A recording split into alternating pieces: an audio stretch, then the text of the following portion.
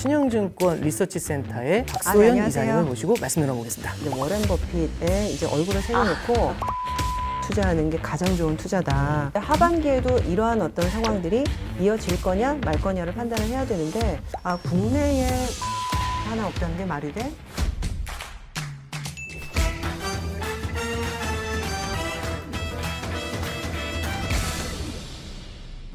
안녕하십니까. 쩐에 관한 모든 썰, 쩐썰의 오건영의 오건영입니다. 오늘은 따라 돈 공부 절대 미루지 마라의 저자이시자 신영증권 리서치센터 이사이신 박소연 이사님을 모시고 말씀 나눠보겠습니다.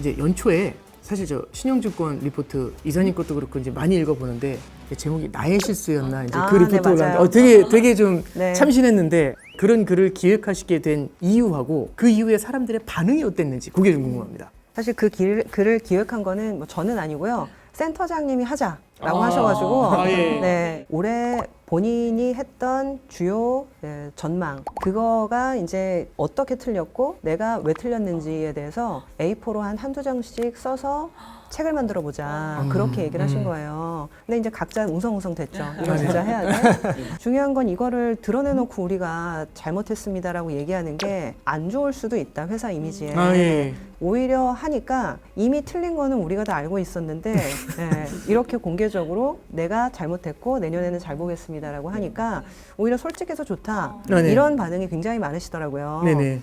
올라갈 때는 계속적으로 업데이트를 하다가 떨어지기 시작하면 애널리스트가 업데이트를 안 하는 경우가 많아요. 네네. 그래서 결국에는 업데이트를 왜 하느냐 그러면은 좋은 것만 업데이트하는 것이 떨어지는 거는 굳이 업데이트할 필요가 없어서 그런다. 근데 사실 고객들은 떨어질 때도 내가 그렇죠. 아직 갖고 있기 때문에 업데이트를 해주길 바라거든요. 그렇죠. 어찌 보면 애널리스트가 한 종목과 한 기업을 밀었으면 철저하게 끝까지 내가 틀렸든 맞았든 좀 챙겨준다라는 그런 것들을 좀 개인 투자자들께서 원하시는구나 생각도 네네. 많이 했고 앞으로는 이게 정관물이 참 될 것 같아서 그게 좀 걱정이긴 한데요. 네네네. 네, 올해 연말에도 써야 되지 않을까 싶습니다. 아니, 네. 사실 그 최근에 또 미국의 버크셔 해서웨이 주주총회 다녀오신 네, 맞습니다. 그 창간기는 진짜 저는 그 현장에 있는 것처럼 너무 재미있게 읽었거든요. 근데 저희 그 쩐썰 시청자분들을 위해서 그곳에서 얻은 인사이트가 분명히 있으실 것 같은데 좀 말씀 부탁드리겠습니다. 첫 번째는 이 버크셔 해서웨이의 주주총회가 2박 3일 열립니다. 그래서 이제 첫 번째 날 같은 경우는 바자회를 해요. 네네. 버크셔 해서웨이 회사의 계열사가 이제 한 60개 가까이 되는데 부스를 만들어 놓고 네. 회사에서 파는 물품들을 박앤세일을 합니다. 근데 이제 뭐 그 물품들을 싸게 사러 오는 사람들도 있지만은 어찌 보면 이제 그 회사들을 마케팅하는 어떤 수단으로서 이 주주총회를 쓰는 게 하나가 있고요. 그리고 이제 두 번째 날은 한 60개 정도의 질문을 미리 이메일로 받습니다. 사실 질문은 몇만 개가 미리 도착을 그렇겠죠. 하는데요. 그 질문 중에서 CNBC에 이제 베키 퀵이라고 시니어 기자가 있어요. 그 기자가 엄선을 해가지고 그 질문에 대한 대답을 직접 버크셔 해서웨이의 회장과 부회장인 워런 버핏, 찰리 먼거가 직접 해줍니다. 네네. 네. 그러다 보니까 그거를 들으시려고 이제 2일차만 오시는 분들도 되게 네네. 많아요. 그 사실은 60개의 질문에 대한 어떤 현자들의 대답을 듣는 것도 되게 재밌었는데 그 중에 한 두세 명은요 반드시 미성년자한테 질문을 하는 기회를 배분한다 하더라고요. 네. 저런 거 질문을 왜 기회를 주지? 이렇게 생각을 했는데 질문을 하고 그리고 네. 그 질문이 뽑히려면 좋은 질문을 해야 됩니다. 근데 좋은 질문을 하려면 본인이 공부해야 되거든요. 네네. 경제와 사회 돌아가는 것들을 알고 본인이 의문점을 가질 수 있도록 공부를 하는 기회를 주고 싶은 네네. 거죠. 이게 참 우리나라랑은 많이 틀리다. 왜냐면 저도 이제 중고등학생 자녀가 있기 때문에 저희 아이들도 참 이렇게 키우고 싶었는데 나는 왜 학원을 보내고 있을까 이런 생각도 좀 하게 되고요. 3일차 행사는 마라톤이 있습니다. 네, 5km짜리 마라톤이에요. 바자회 날 이렇게 그 티셔츠 같은 것들을 팔아요. 네. 그래서 이 티셔츠 앞에다가 이제 워렌 버핏의 이제 얼굴을 새겨놓고 invest in yourself. 너 자신에게 투자해라. 네. 그래서 이제 좋은 종목 찍어달라고 어떤 중학생이 질문을 했더니 네 나이에는 네. 너 자신에게 투자하는 게 가장 좋은 투자다. 네네. 종목 같은 거 공부하지 말고 스스로의 가치를 높이라고. 근데 그게 지금 버크셔 해서웨이의 캐치프레이 중에 하나이거든요. 그래서 이제 그거를 하면서 이제 같이 또 마라톤을 뛰면서 이 워렌 버핏의 어떤 좀 가치 투자 정신을 공유하는 그런 자리들이 네. 있는데 네. 저는 정말 한번 다녀오시려고 권유드리고 싶습니다. 네. 하반기 시장을 좀 바라보는 시각이 되게 좀 중요한 것 같아요. 하반기에는 어떤 쪽으로 좀 이렇게 조망하고 계시는지하고 하반기에 우리가 유의해서 봐야 될 그런 이슈들 그런 걸 좀 간단하게 말씀 부탁드리겠습니다. 저는 항상 그렇게 세미나 가면 말씀을 드려요. 채권이 형님이고 주식은 아우다. 그런 말씀을 많이 드리는데 그 얘기는 사실은 형님이 움직여야 동생이 결정이 되는 거거든요. 그래서 어찌 보면 사실 작년에 너무너무 힘들었는데 그 힘들었던 주 원인이 금리가 너무 많이 올라서였잖아요. 네네. 근데 상반기에 그 올랐던 금리가 약간 숨을 죽이면서 시장이 사실 네. 살아나기 시작을 네네. 했던 거죠. 그쵸. 그러면 이제 하반기에도 이러한 어떤 상황들이 이어질 거냐 말 거냐를 판단을 해야 되는데 저는 요새 좀 찜찜하다라는 느낌들이 약간 있는 것이 네.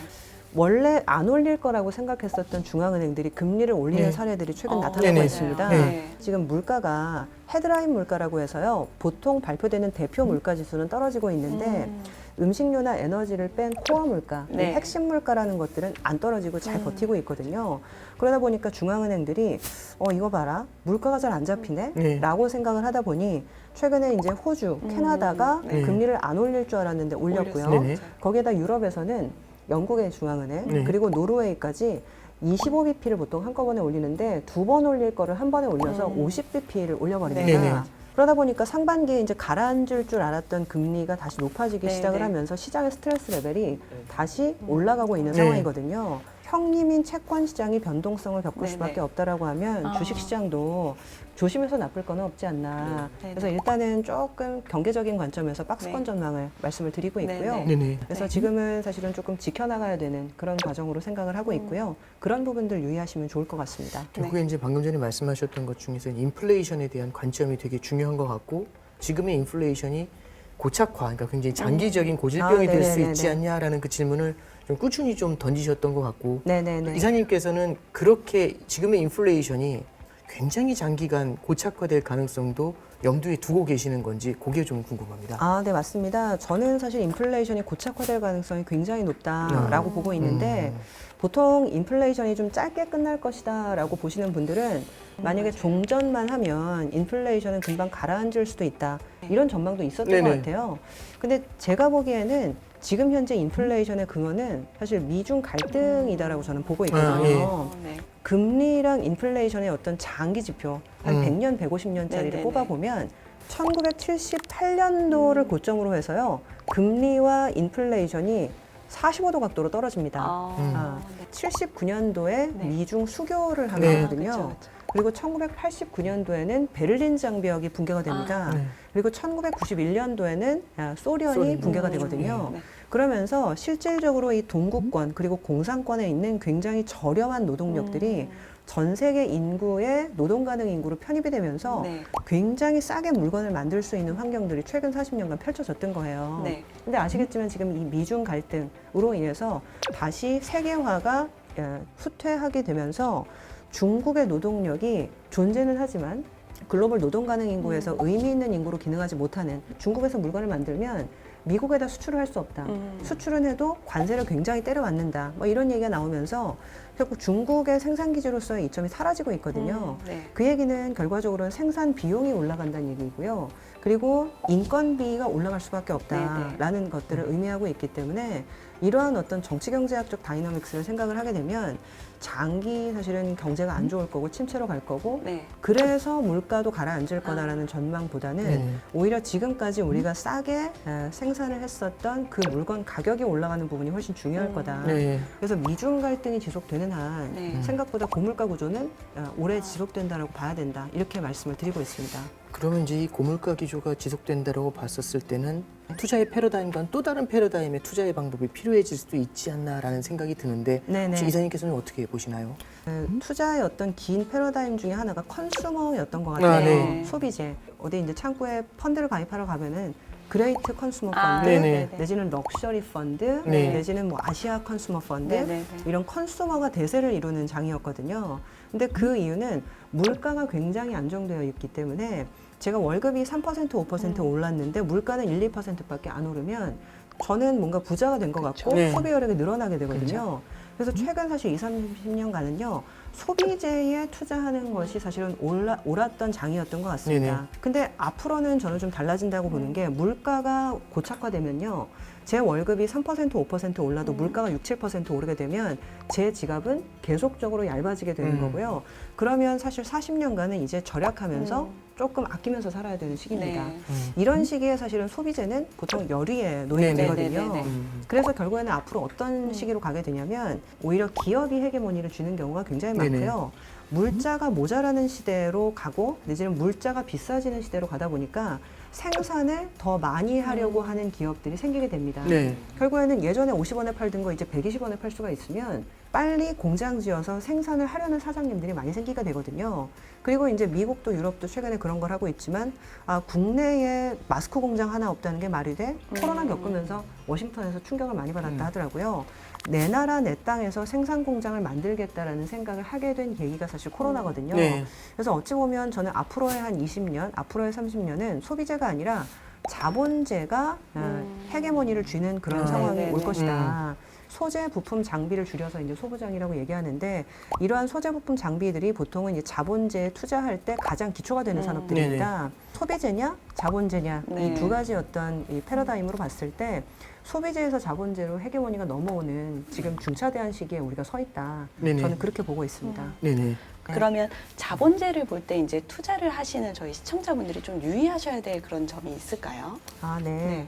근데 이 자본재라는 거는요, 사실 앞으로 저는 3, 40년간 굉장히 오래 이제 지속될 패러다임이라고 생각은 하는데, 기업들이 투자를 하고, 네. 그리고 이제 보조금을 받아서 투자를 하는 그런 산업이다 보니까, 정치적인 상황이나 내지는 경제의 상황에 상당히 영향을 많이 받습니다.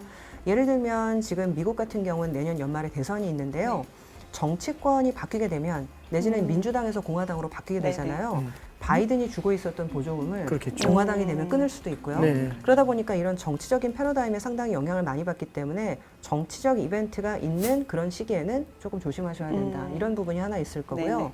그리고 이제 기업들이 투자할 때는 기업은 앞이 보이면 투자를 하는데요. 네. 앞이 안 보이는 내지는 경기가 안 좋아지거나 상황이 좋지 않으면 일단은 스톱하고 기다리는 성향을 갖고 네. 있습니다. 네. 그러다 보니까 이제 경기의 진폭에 따라서 상당히 영향을 많이 받는다는 흐름들이 좀 있거든요.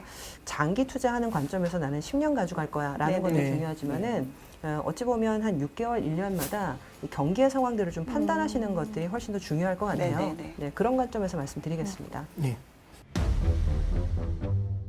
최근에 보면 이제 국내 주식 시장도 그렇고 미국 시장도 그렇고 이제 특정 종목으로 이제 쏠림이 상당히 크게 나타나잖아요. 그런 종목에 대해서 이제 이사님은 어떤 견해를 가지고 계신지, 그리고 이제 이런 상황에서 투자자들은 또 어떻게 대응을 해야 되는지 한 말씀 좀 부탁드리겠습니다. 네, 뭐 사실 쏠림이 나타나는 거는요, 강세장에서는 굉장히 당연한 현상이고요. 그래서 특정 종목에 사실 쏠림이 있다라는 거는 강세장의 좀 증거이기도 합니다. 근데 요새는 제가 가만 지켜보면 이게 조금 과도하다라는 느낌도 좀 있더라고요. S&P 500의 올해 상승률의 한 70에서 80%가 그렇죠, 7개가. 네, 7개 종목이 차지를 했다.